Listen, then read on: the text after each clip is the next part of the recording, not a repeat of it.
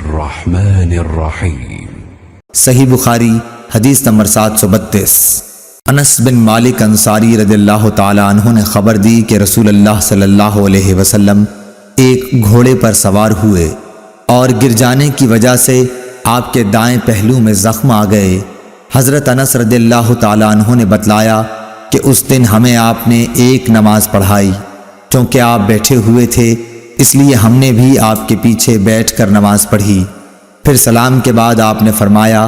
کہ امام اس لیے ہے کہ اس کی پیروی کی جائے، اس لیے جب وہ کھڑے ہو کر نماز پڑھے تو تم بھی کھڑے ہو کر پڑھو، اور جب وہ رکوع کرے تو تم بھی رکوع کرو، اور جب وہ سر اٹھائے تو تم بھی اٹھاؤ، اور جب وہ سجدہ کرے تو تم بھی کرو، اور جب وہ سمع اللہ لمن حمدہ کہے تو تم ربنا ولک الحمد کہو۔ اللهم صل على محمد وعلى آل محمد كما صليت على إبراهيم وعلى آل إبراهيم إنك حميد مجيد اللهم بارك على محمد وعلى آل محمد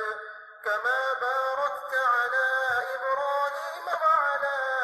آل إبراهيم إنك حميد مجيد